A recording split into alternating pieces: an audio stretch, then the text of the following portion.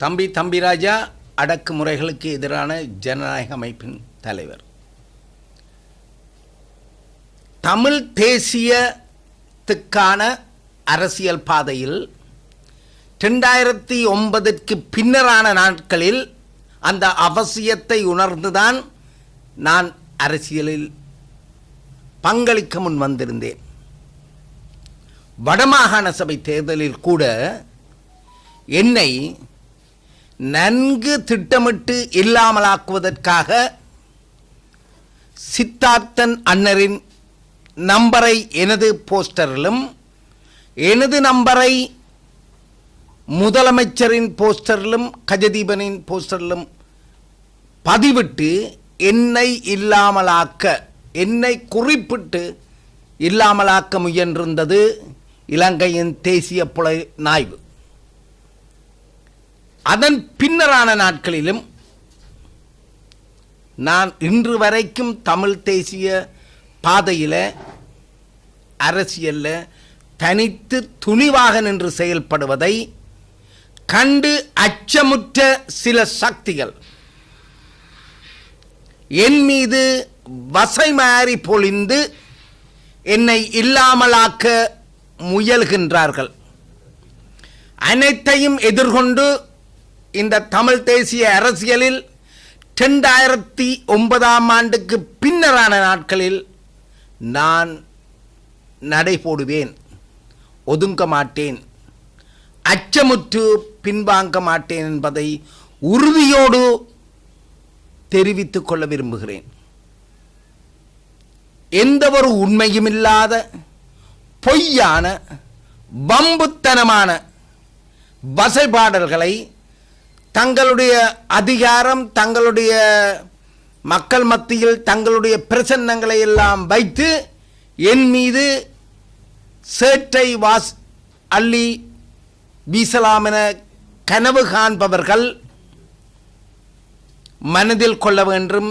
இது ஒருபோதும் வெற்றி அளிக்காது என்பதை தம்பிராஜா எந்த சந்தர்ப்பத்திலும் எந்த சூழ்நிலையிலும் தமிழ் தேசியத்துக்கான அரசியல் பாதையை விட்டு தடம் மாறியோ நகர்ந்தோ பின்வாங்கியோ செல்ல மாட்டார் என்பதை மீண்டும் மீண்டும் உறுதிபட தெரிவித்துக் கொள்ள விரும்புகிறேன்.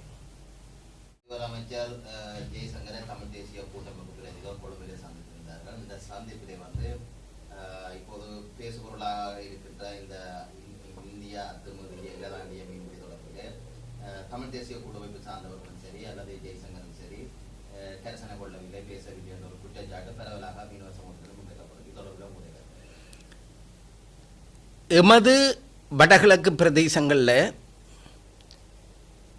வடகிழக்கு பிரதேசங்களோட பொருளாதாரமே மீனவ சமுதாயத்தில் தான் தங்கி இருக்கின்றது.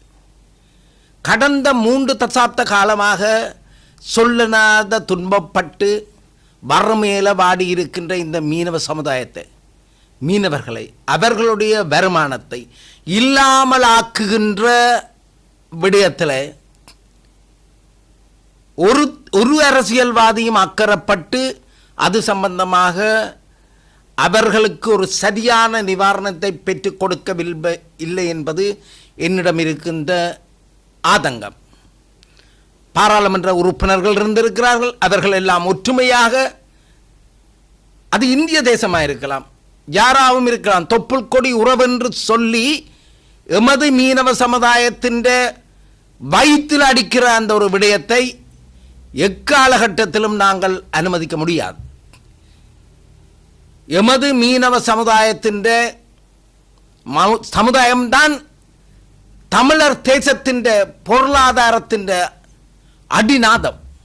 ஆகவே மீனவ சமுதாயத்தை பற்றி கதைக்க வேண்டிய இந்த சந்தர்ப்பத்தில் அதையெல்லாம் புறம் தள்ளி ஏற்கனவே அரசியல் அதிகாரத்தில், அரசியல் அமைப்பில் இருக்கிற 13வது சரத்தை அதை இந்தியா நினைத்தால் குறிப்பிட்ட மணித்தியாலங்களில் நடைமுறைப்படுத்தக்கூடிய வல்லமையை இந்திய அரசாங்கம் இன்றைக்கும் தக்க வைத்திருக்கின்றது.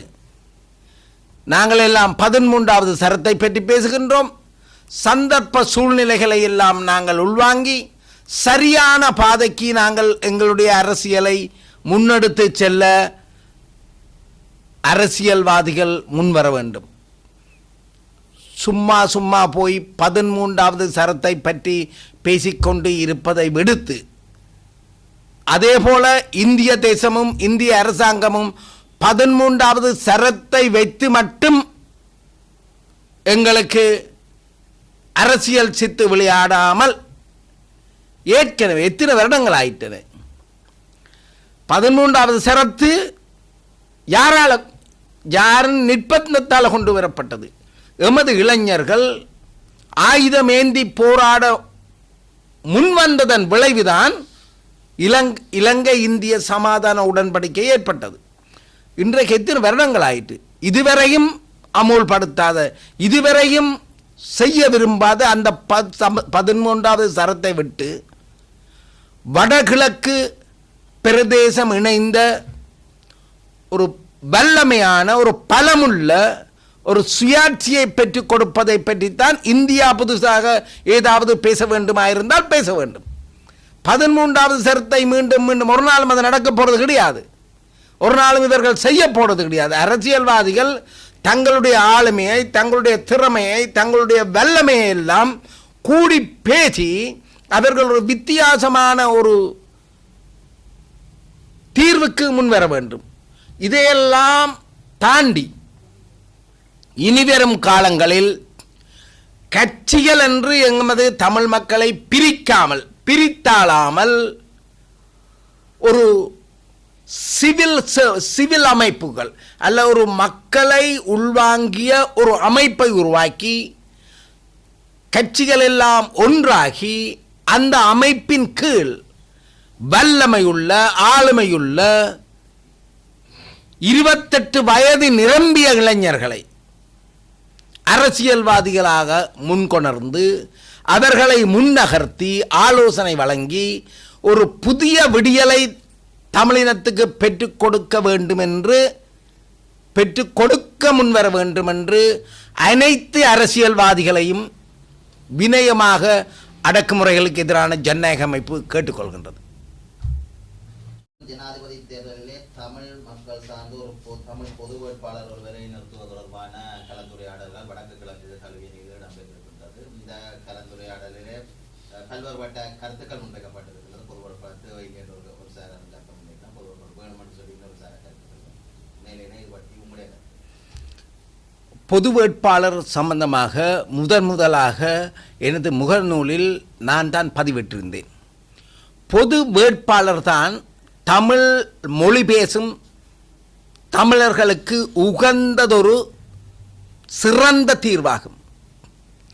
அனைத்து சிறுபான்மை மக்களும் பாதுகாப்பாகவும் பலமாகவும் தங்களுடைய இறமையை பெற்றுக்கொள்ளக்கூடிய ஒரு சக்தியாகவும் வளர வேண்டுமாக இருந்தால் இலங்கையில் வாழுகின்ற அனைத்து தமிழ் பேசும் மக்களும் ஒரு பொது வேட்பாளருக்கு ஆதரவு வழங்குவதன் ஊடாகத்தான் தங்களுடைய இருப்பை, இறமையை பெற்றுக்கொள்வதற்கு வழிவகையை ஏற்படுத்திக் கொள்ள முடியும்.